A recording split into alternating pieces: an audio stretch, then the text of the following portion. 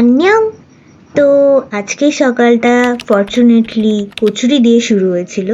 তো আজকে আমাদের একটা পুজোর জন্য বাড়িতে নেমন্তন্ন ছিল, তো সে কারণে আমি এখানে সকালবেলা চান করে রেডি হয়ে সানস্ক্রিন মেখে আমি মিষ্টি আনতে চলে গেছিলাম।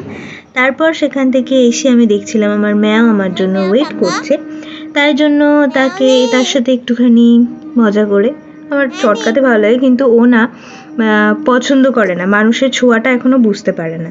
তো একটুখানি ওকে এমনি রাগায় মুখে মুখে দিয়ে ওকে খেতে দিয়ে দিয়েছিলাম।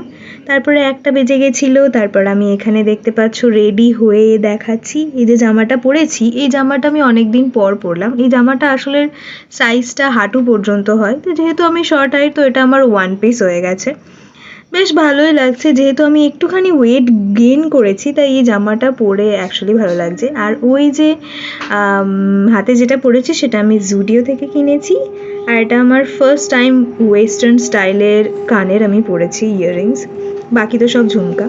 আর এখানে দেখতে পাচ্ছ আমি অলরেডি পৌঁছে গেছি তাদের বাড়িতে, দিয়ে তাড়াতাড়ি আমাদেরকে খেতে দিয়ে দিয়েছিল ভেজ ডাল, বাঁধাকপি, মটন, আর এর দেখতে পাচ্ছ মাছের কালিয়া ছিল এখানে। তারপর খাওয়া শেষ হয়ে যাওয়ার পর আমরা একটুখানি গল্প করছিলাম। আর এই যে পুতুলটা দেখতে পাচ্ছ এটা নাকি 600 টাকা নিয়েছে।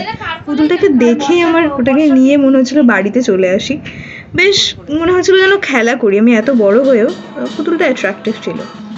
আর এটা হচ্ছে আমাদের আসল পুজোর এই মণ্ডপটা, খেপিকালী পুজো যেটাকে আমরা এখানে বলি। প্রতি বছর এই সময়ে এই পুজোটা হয়ে থাকে।